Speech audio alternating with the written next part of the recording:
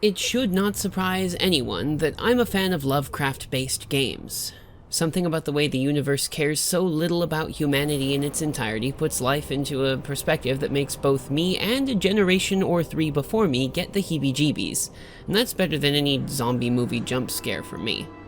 So, I picked up an old classic that I'd played while I was in college, Call of Cthulhu: Dark Corners of the Earth.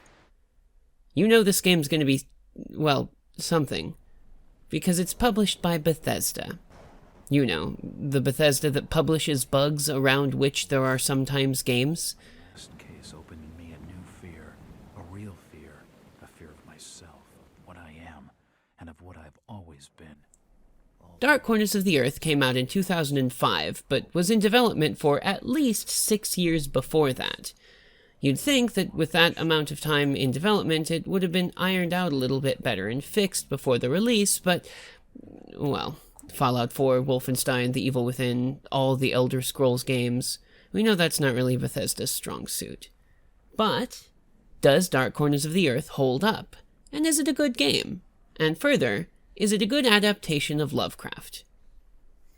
Well, anyone who's read Lovecraft going into this game will pick up that the feel of the game isn't exactly Lovecraftian. You play as Jack Walters, a private detective who spends a prolonged period of time in a mental institute after an encounter with some sort of aliens while investigating a cult's disturbance in an abandoned mansion. The plot of the game is loosely based on the story The Shadow over Innsmouth, with some notable additions and exceptions.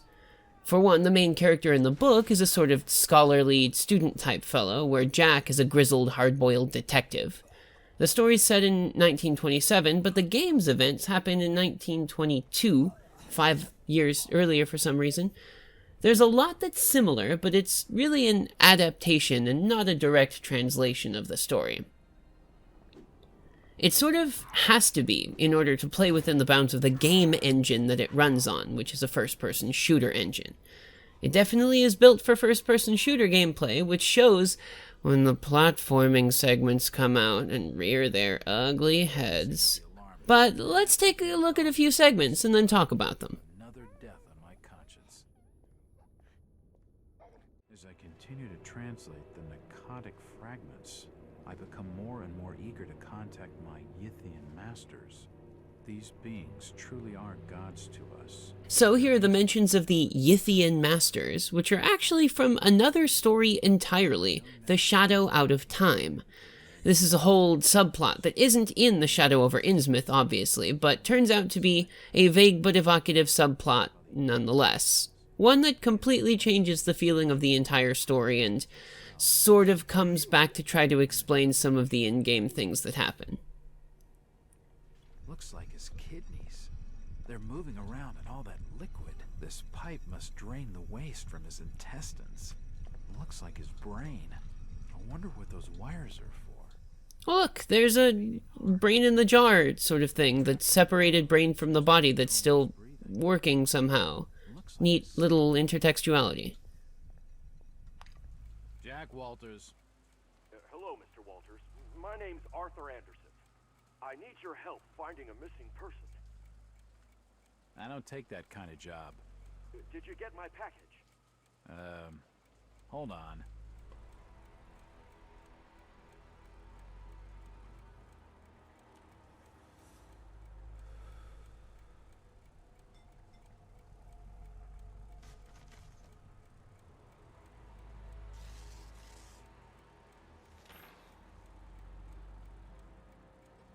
What exactly do you want from me, Mr. Anderson? It's one of my store managers, you see. Brian's his name. Ryan Burnham. Nice lad. He disappeared recently from the First National grocery store in Innsmouth. Ah, Innsmouth, the mother of the gross fish smell that presides over the cosmic horror genre in general. This is the place where quite a lot of Lovecraft's modern-day adaptation tends to happen. In Innsmouth, or at least somewhere like it, or somewhere nearby.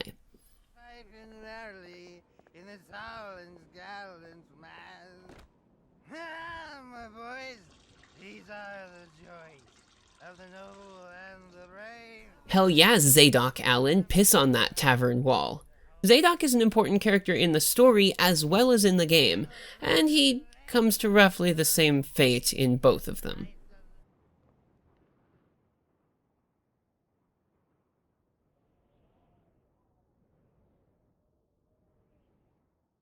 Here is the first real indication that Jack has got a fear of heights in the game.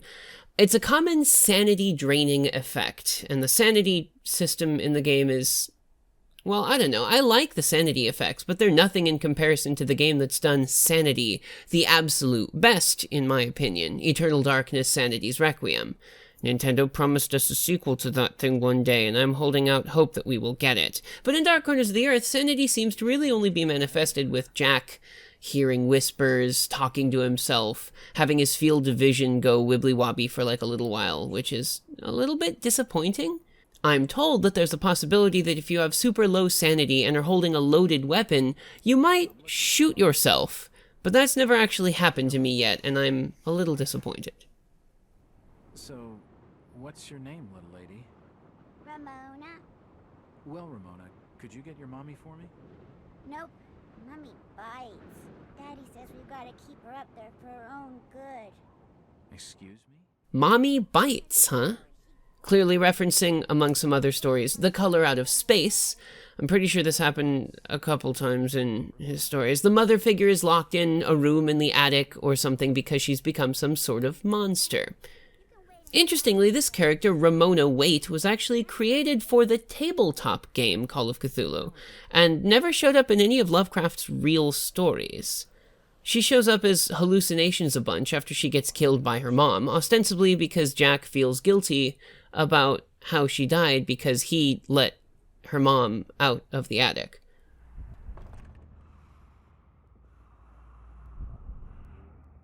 There's his room.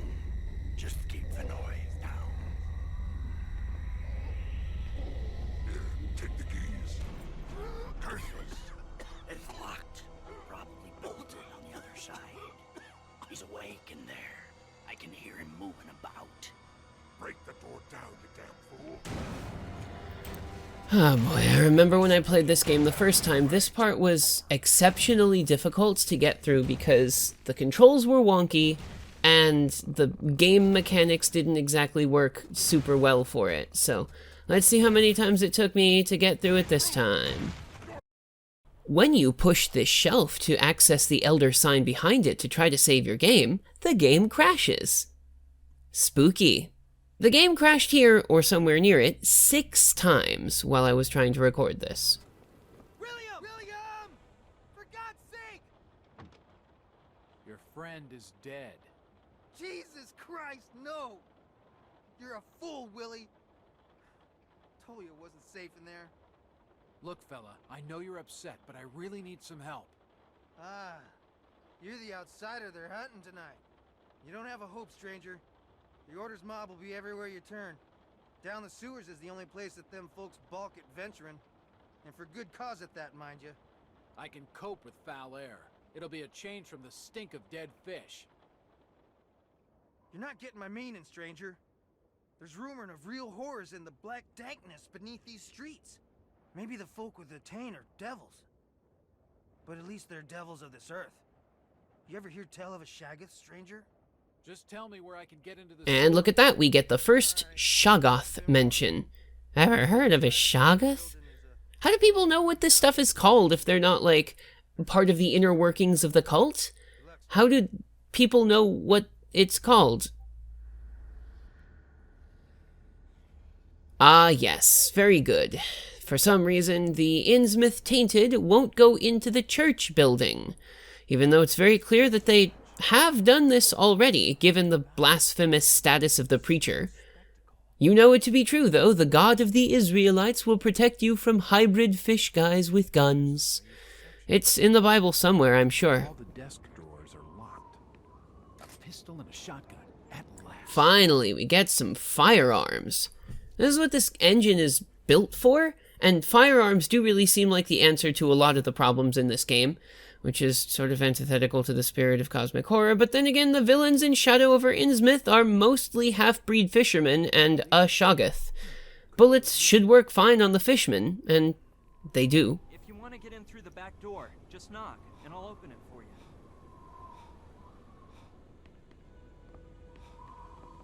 It won't open. Oh look, a conveniently large amount of ammunition and medical kits. I wonder if there's some kind of big battle coming up. Jeez, Brian, watch the road. Stop. Cut her down. Get us the hell out of here now. He's awake. Ah, Mr. Walters. Our friends in the Boston PD hold you up as quite the hero. Before you went all screwy, that is. I don't like heroes, Mr. Walters. And I don't care for your opinions, whoever the hell you are. J. Edgar Hoover, from the Bureau. And considering your position, Mr. Walters, you best mind your... Now, what was your business in As if I could hate the government more. Here's where they capture and torture and then conscript Jack. I really think this is a very strong method of storytelling, honestly, given the way that Jack had ought to have acted when given a gun later. But he's, like, you literally can't shoot the FBI agent. He just doesn't take bullet damage, I guess. This is another one of the attempts that several pieces of post-Lovecraft Cthulhu media do to try to make humans also look like the bad guys. Make them look like, you know, guys that matter when everything is all so far above the pay grade of humans. Which is unconvincing. Like, we get it, humans are bad people or whatever, but the point of cosmic horror is not to say, oh, and humans are also bad, because they are in a different weight class entirely. I could even arrange for you to have your old room back. Fuck you. Hey, he said fuck. Mr. Walters.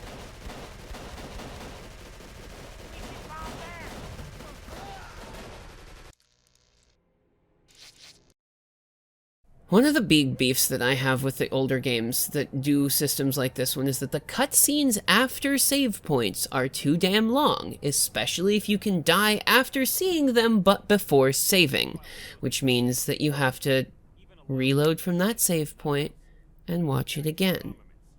I spent quite a lot of time recording the same cutscene over and over and over. What happened down there, Agent?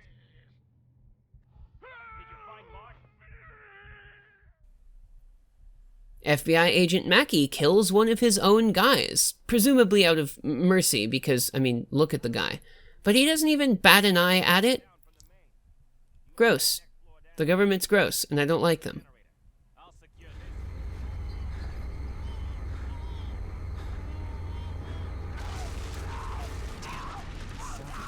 this. Ooh, gnarly. First person getting tossed into a grinder. It's gnarly, yeah, but like cosmic horror shouldn't have to rely on like slasher functions to get the point across. Not that it doesn't get the point across that like the fishmen are bad and they've got, you know, motivations that will try to kill you and all that, but like it's less and less cosmic horror and more just like slasher fic monster horror. The catwalk ahead looks dangerous. It's been cordoned off. Dangerous. Dude, the amount of stuff that you've done just today, and you're worried about that? You have my full gratitude, Walters. You'd make a first-rate agent. Too bad you got that stinking attitude. A lousy night of torture can really grate on a man's mood. If your aim was as sharp as your wit, then Marsh wouldn't have gotten away. Listen, I just saved you from being turned into a die-cast FBI ingot, asshole. Be more grateful about it, Jesus. He left his briefcase by the...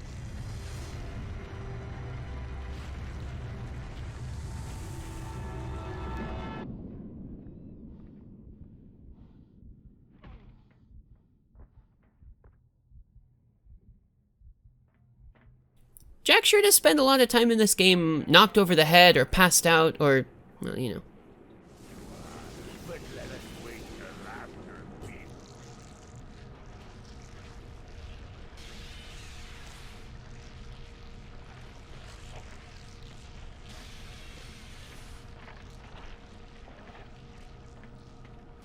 Oh.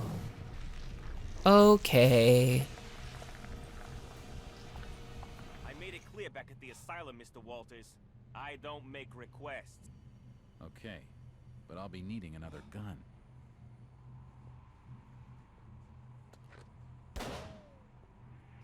As like I mentioned before, FBI agents are apparently immune to my bullets, but not to the bullets of the fishmen. Cool.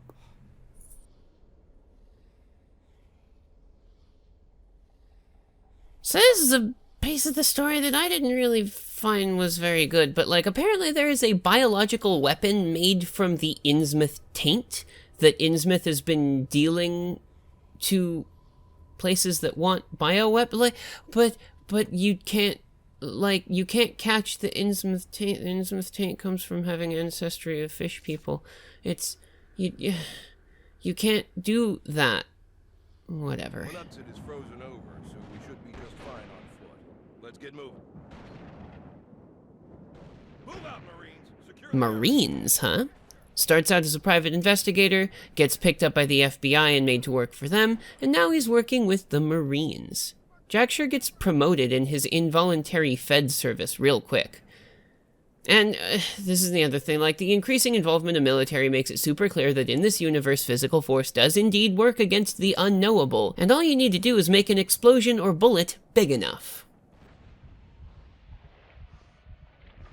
Hey, look at that! This is probably a star spawn of Cthulhu, which first appeared in a story called At the Mountains of Madness, as a race that did war against the Elder Things.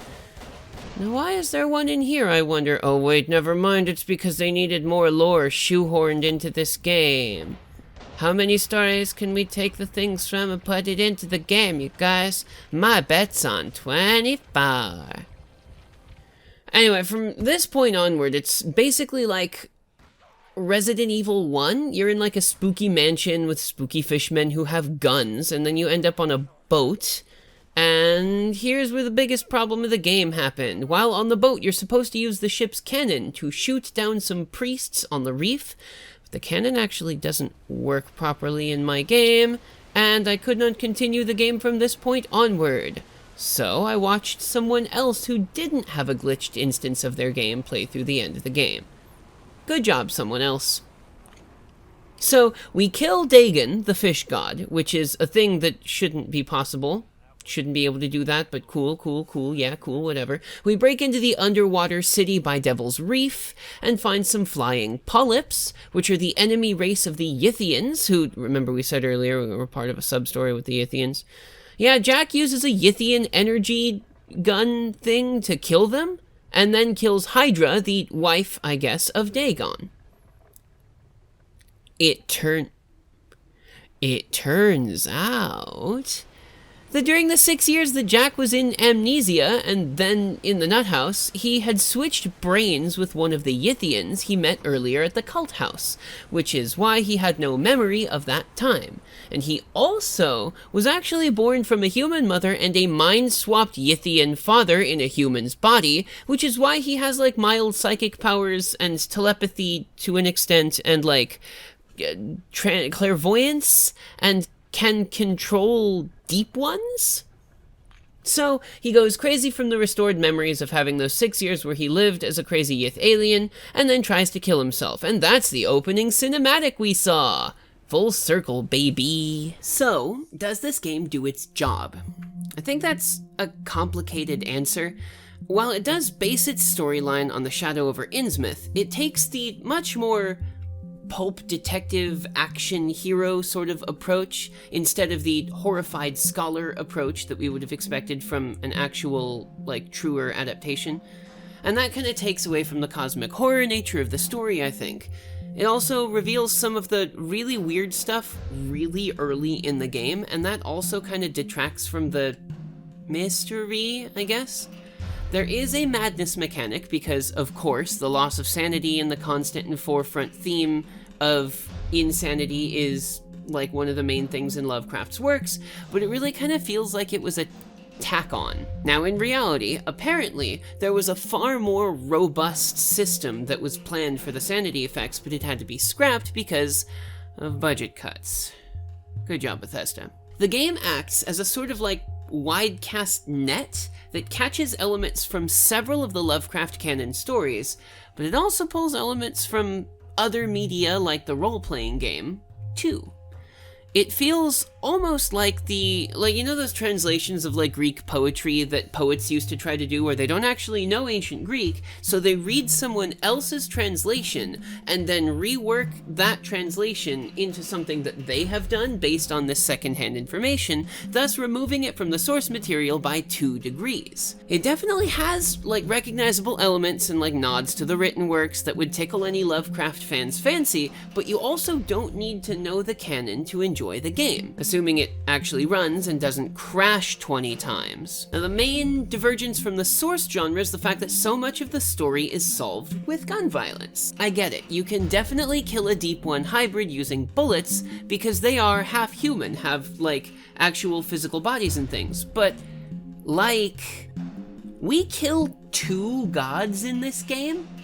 That's just the thing that we do. And I know people will point to the actual story Call of Cthulhu, wherein they run into Big C with a boat and it makes him explode, but then, he does reform back together. They don't kill Cthulhu with a boat, they just, pop his bubble for a minute.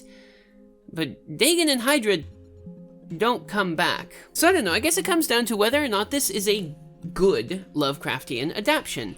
And I honestly don't think I can say yes to that. I mean, sure, it uses elements from the stories and the mythos. Sure, it gives us a whole-ass Shoggoth that is quite large and formless and weirdly shaped, and we don't technically shoot it. We do blow it up, though. But the main problem is that there's no sense of utter futility against the Eons here. Even with that whole side plot that Jack is part Yithian, all it really does is say, and there are aliens and they can be killed, so go for it, I guess. All in all, it's not a bad game if you can get it to run on your system. The voiceover's a bit wonky, the animation is stilted and weird, and the game plays a little bit like a bowl of potato soup, but it's got a healthy mixture of Clock Tower 3, Resident Evil 4, GoldenEye 007, and generic detective game number 405 in it. It's worth a couple euros to pick it up on Steam. Now, the whole subplot with Jack being a Yithian is actually from the story The Shadow Out of Time, which is one of Lovecraft's, best cosmic level works. Even though Lovecraft himself didn't actually like it, most everyone who studies Lovecraft knows how good that story is. It talks about how the Yithians are this race of aliens who can swap brains with other sentient organisms, and they live outside of time, so they can do that any amount of time that they want with we'll do this with someone in the past, we'll do this with someone in the future. In the story, they actually end up switching brains with a character in the story, the main character, who spends some time in an asylum and doesn't remember anything about it because he was actually brain switched with the Yithian at the time. So it's kind of a blash together of Shadow over Innsmouth and Shadow Out of Time, with elements of At the Mountains of Madness and Color Out of Space, and. I don't know, if you guys want to read a good Lovecraft story, the Shadow Out of Time is interesting. But anyway, that's why I give this game the abysmal, formless horror seal of approval. Good job, Call of Cthulhu, Dark Corners of the Earth. You aren't bad.